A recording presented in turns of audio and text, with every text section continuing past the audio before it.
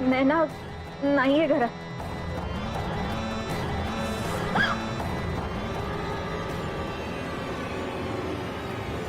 मीनाक्षी,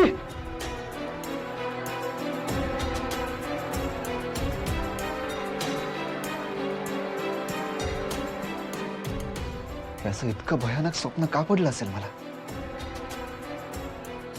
खरंच असं काही घडलं नसेल ना?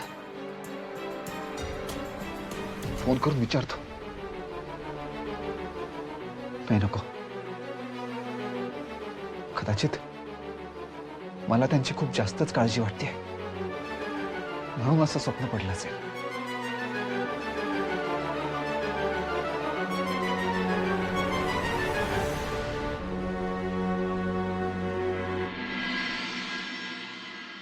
उद्या 1 लिटर जास्त हवंय.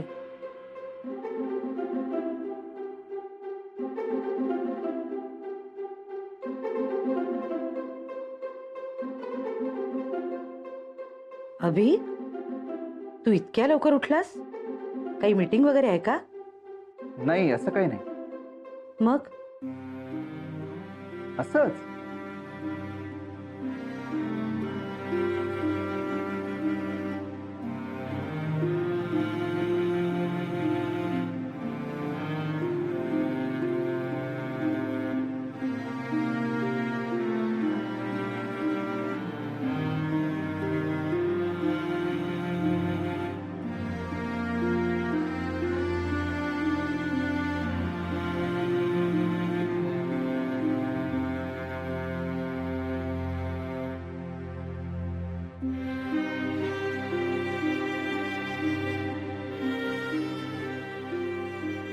काय झालं, अशी का पाहतेस? रात्री नीट झोप झाली नाही? नाही, असं का विचारतेस? मी नाही विचारत, तुझे डोळे मला सांगतायत. आई, तू ना उगाच काळजी करत असतेस. उलट उलट खूप गाढ झोप लागली होती मला आज. माझं सोहाशी बोलणं झालंय. नैनाच्या घरी काय घडलं ते सगळं सोहानी सांगितलंय.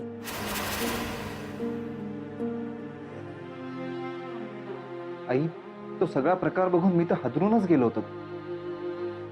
त्या मीनाक्षीची काय अवस्था झाली असेल, आणि यापुढे त्या अशा घरात राहणार आहेत, हे कसं शक्य आहे?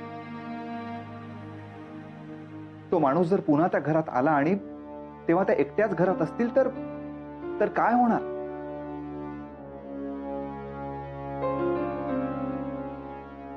काय झालं, तू अशी का बघतेस? अभि, एखाद्या माणसाची जेव्हा आपण जास्त काळजी करतो, जास्त चिंता करतो, तेव्हा त्याचा अर्थ कळतो तुला? हे बघ, मीनाक्षी मलाही आवडते, पण वहिनी, चहा झाला का ग? हो, चहाच टाकते. अरे वा, अभि, आज एवढं लवकर? काय विशेष? मी पण त्याला तेच विचारत होते. बरं, पण मी चहा टाकते. हो. अगं आई ग, देवा रे देवा.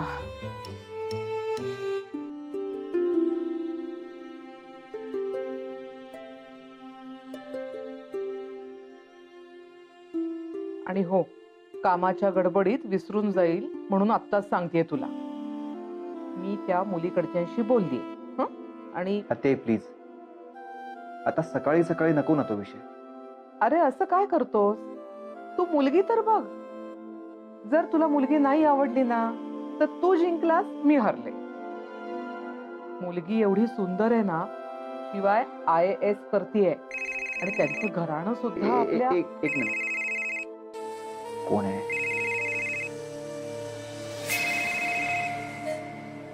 मी जरा आलोच 2 मिनिटात. हा, बोला सर.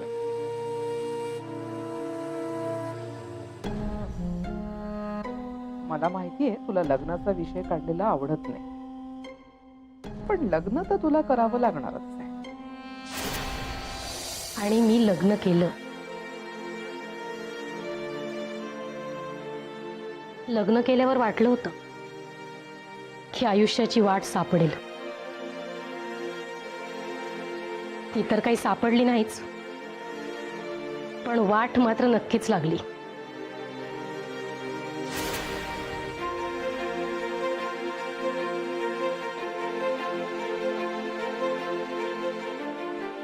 जाऊ दे ना. हे सगळे आपापल्या नशिबाचे भोग आहेत. नशिबाशी 2 हात करत शिकायचं, स्वतःच्या पायावर उभं राहायचं आणि मग कोणाशी तरी लग्न करून त्याच्या हातचं बाहुलं बनून जगायचं. जगायचं कसलं? रोज रोज मरायचं म्हणणं. माझं रोजचं मरण तर तू आल्या आल्या बघितलंच आहेस. आता आणखीन माझ्याबद्दल काय सांगू तेच कळत नाही. तुझा त्रास मी समजू शकते आणि तुझा तुझ्या नवऱ्यावर असलेला रागही समजू शकते. कदाचित मीच समजू शकते, पण नाही ना, हीच वेळ असते स्वतःला सावरण्याची आणि कितीही राग आला ना तरी स्वतःला आवरण्याची. नाहीतर आपल्या हातून काय घडेल आपल्याला नाही सांगता येणार.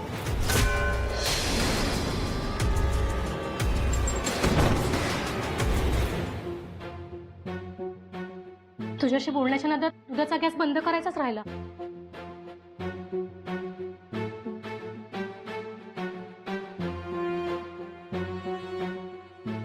तुझ्याही बाबतीत तेच सगळं घडलंय ना जे आता माझ्या बाबतीत घडतंय. तो तुला एवढा त्रास द्यायचा, मारझोड करायचा, मग घरात कोणीच काही बोलायचं नाही. तुमच्या दोघांशिवाय तिसरं कोणी नव्हतं का घरात? होत्या ना.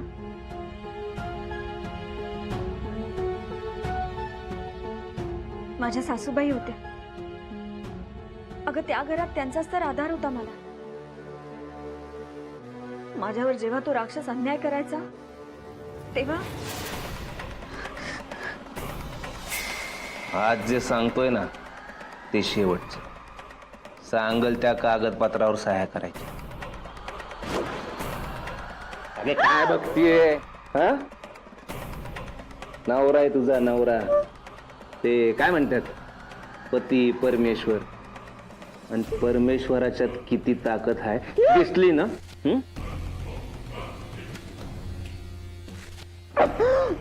साक्षात्कार झाला असेलच तुला. सांगल त्या कागदपत्रावर सह्या करायच्या.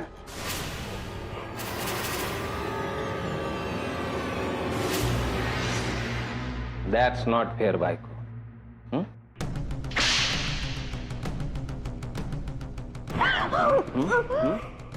विक्रम, गप सह्या करायच्या, नाहीतर हा परमेश्वर आहे ना तुझ्यावर कोपल. काय विक्रम काय करतो? सोड तिला. विक्रम, ए म्हातारे, कोपऱ्यात बस. गप सह्या करायच्या, सांगल तिथं. विक्रम सोड तिला. काय करतोस? सोड, सोड विक्रम. विक्रम सोड तिला. शानपणा करायचा नाही, कळलं? अरे कोण आहेस तरी कोण तू? तुझा जन्म झाला त्यावेळेला मी तरी मारायला पाहिजे होतं. त्याच्या मी माझ्या हाताने तुला तरी मारायला पाहिजे होतं. मला काय माहिती माझ्या पोटी मी राक्षस जन्माला घातलाय.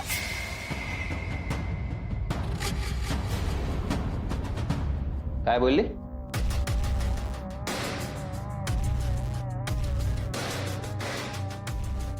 काय बोलली? तिला आता तेच सांगत होतो, परमेश्वर आहे मी. परमेश्वराला राक्षस म्हणती, स्वतःच्या पोराला राक्षस म्हणती. हा राक्षस काय करू शकतो दाखव.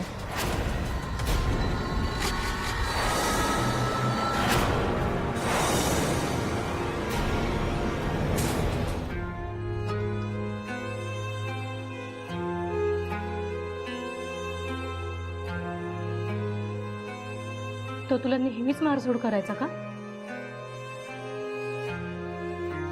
म्हणजे तू त्या पेपरवर सही करत नव्हतीस म्हणून नेहमीच मारायचा का तो तुला? नेहमी मारायचा आणि कधी कधी स्वतः रडायचा सुद्धा. त्याच्या मारण्यापेक्षा त्याचं ते रडणं माझ्यासाठी खूप भयानक होतं. ए म्हातारे, म्हातारी नाही तू, आई आहे आमची. ए आहे, राक्षस म्हणते ना मला. एकदा डोळे उघडून बघ की राक्षसाकडं. आहे.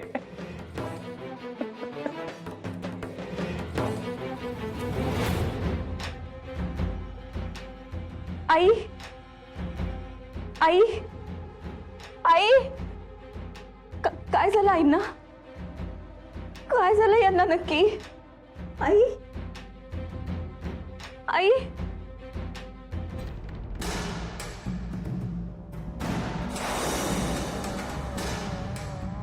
आई आई आई डोळे उघडा ना आई. आई आपण यांना लगेच हॉस्पिटलला घेऊन जाऊया चला. नरकात पोचल वरती पोचली मिली आताच्या कर्मानं मिली.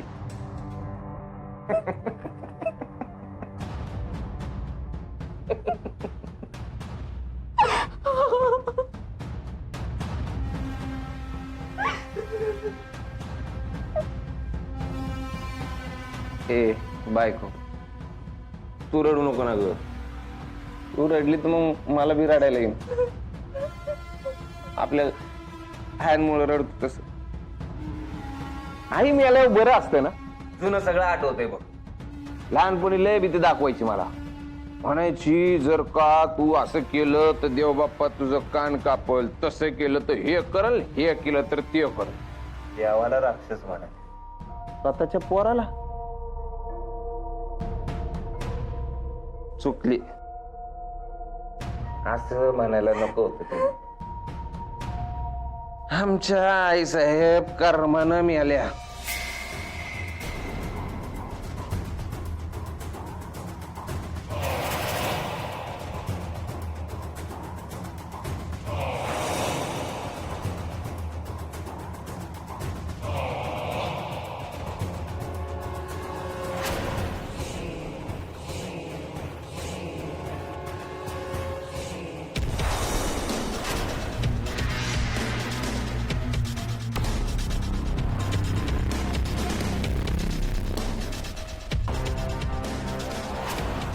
मला तो फक्त येता जाता मारत होता, पण त्याच्या आईला तर त्याने ठार मारलं ग. आणि मी तिथे असूनही त्यांचा जीव नाही वाचवू शकले. म्हणा मी तरी काय करणार होते. माझी अवस्था काय त्यांच्यापेक्षा वेगळी नव्हती. त्यांचा जीव गेला, बिचाऱ्या सुटल्या तरी, पण मला मात्र मरणाची वाट बघत रोज त्या राक्षसाबरोबर राहायचं होतं. आणि आता यापुढे मी एकटी असणार या कल्पनेनेच मी अर्धी मेले होते. बापरे, फार भयानक आहे काय सगळं. तू तिथून बाहेर कशी काय पडलीस? आणि तुझा तो राक्षस नवरा तो आता कुठे आहे?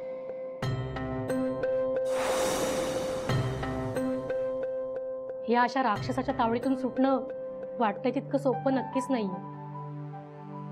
अशी माणसं स्वतःही धड जगत नाही आणि दुसऱ्यालाही कधी सुखाने जगू देत नाही. तरीही तू आज इथं आहेस याचीच मला कमाल वाटते. सांग ना, आता कुठे आहे तो?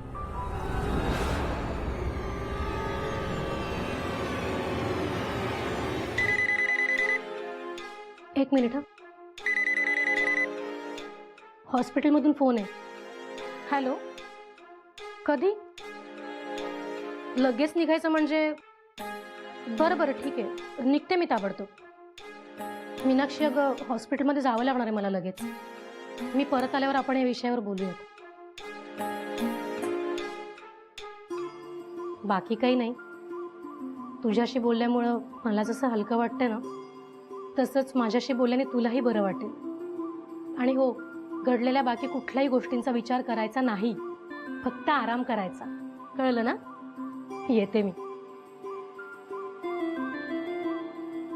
मीनाक्षी, इकडे ये ना. अगं, हे दाराचं लॅच आहे ना, बिघडलंय.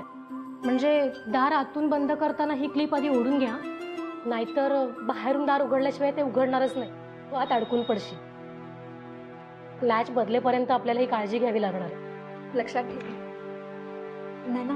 हा, अगं, मला तुझ्या नवऱ्याची भीती वाटतेय.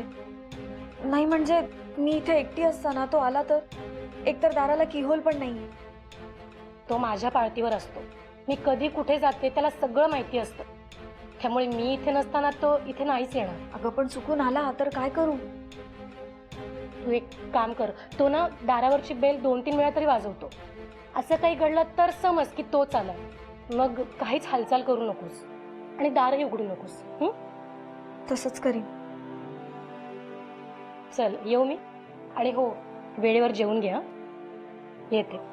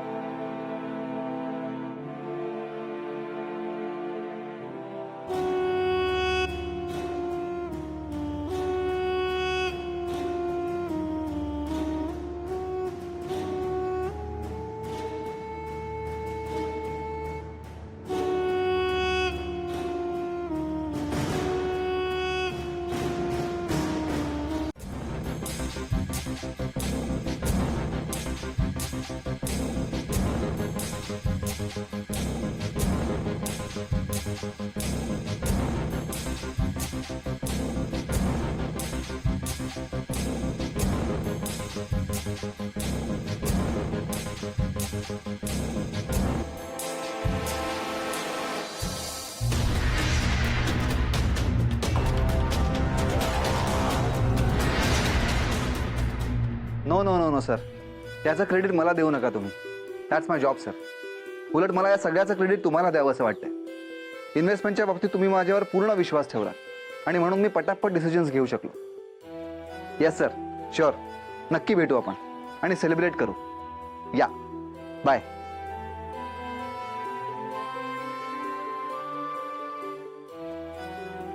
कुणाचा फोन होता? माझ्या एका क्लायंटचा फोन होता. आताही मागच्या 3 महिन्यात मी त्याला काही करोडचा फायदा करून दिलाय. खुश होऊन अभिनंदन करायला फोन केला होता. तुझ्या तोंडून असं काही ऐकलं ना की मला खूप बरं वाटतं बघ. अशीच प्रगती करत राहा. आयुष्यामध्ये खूप मोठा हो. तुझा आशीर्वाद आहे ना, मग होणार. बाकी काय विशेष?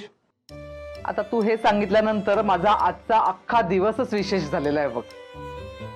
तुझ्या क्लायंटला फायदा झाला आणि आज आपल्याकडे फडक्यांकडची मंडळी येणार आहेत.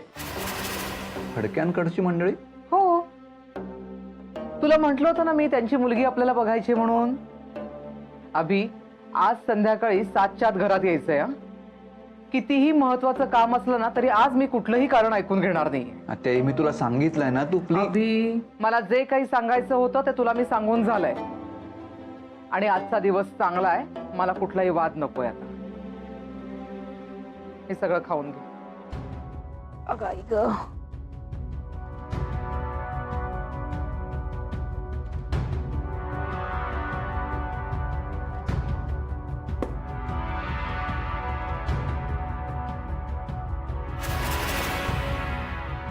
अभि, तुला कॉफी आणू? ते कॉफीचं राहू दे आई, तू जरा इथे येऊन बस ना प्लीज. बस. का? काय झालंय? तू जरा आत्याईला समजावून सांग ना. मला नाही ग भेटायचंय कुठल्या मुलीला आता. आधीसारखं नकार द्यायला नाही भेटायचं. हे बघ अभि, तू सध्या कुठल्या मनस्थितीत आहेस मला कळतंय. पण सगळ्यात आधी मीनाक्षीच्या मनात काय आहे हे आपल्याला जाणून घ्यायला हवं, बरोबर ना? पण या विषयावर आपण नंतर सविस्तर बोलू शकतो. आधी तू मीनाक्षीशी बोल.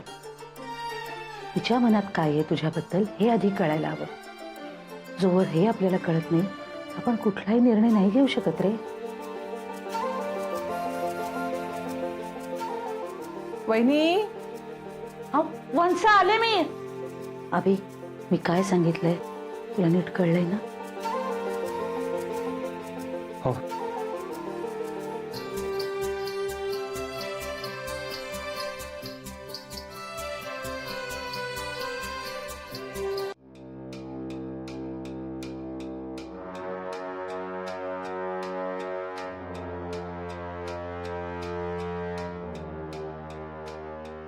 आज मी नैनाला खरं काय ते सांगणार होते, पण सांगता सांगता राहिलं. पण खरं काय ते कळल्यावरती काय विचार करेल? खरंच मला समजून घेईल की नाही? नक्कीच ती मला समजून घेईल. मी जे भोगलंय तेच तीही भोगत असताना तिच्याशिवाय दुसरं मला कोण समजून घेणार?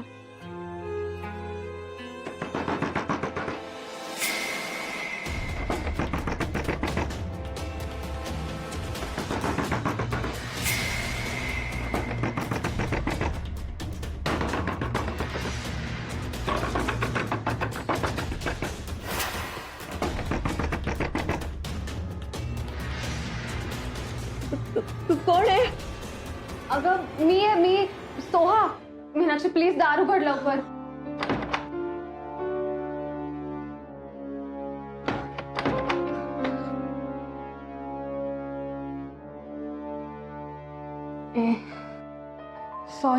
सॉरी मी सारखं दार वाजवत होते. पण यार तुमचा तो खालचा फ्लोअरवरचा कुत्रा माझ्या मागे मागे इथपर्यंत आला होता ग. त्याच्या मालकाचं पण ऐकत नव्हता तो. मी एवढी घाबरले होते. थँक गॉड गेला एकदाचा. अगं काय झालं? तू डोअर ओपन करायला वेळ लावलास. Any problem? प्रॉब्लेम नाही ग. अचानक तुला असं इथे पाहिलं आणि बरं वाटलं. मला माहित होतं की अचानक आल्यानंतर तू नक्की सरप्राईज होणार, म्हणून मी फोन पण केला नव्हता तुला. बाय द वे तुझ्यासाठी अजून एक सरप्राईज आहे. कसलं सरप्राईज?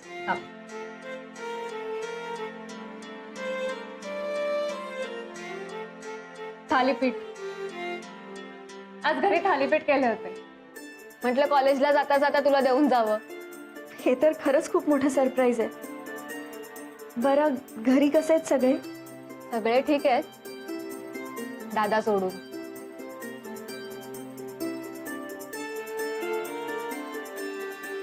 ऍक्च्युली काल रात्री दादा खूप डिस्टर्ब्ड होता. तुला इथे सोडायला आल्यानंतर जे काही घडलं ते सगळं सांगितलं त्याने मला. आणि ते सगळं सांगतानाही तुझीच काळजी करत होता तो. मे बी तुला माहित नसेल पण दादा असाच आहे ग, केअरिंग. म्हणजे एखाद्याला जीव लावला ना की तिची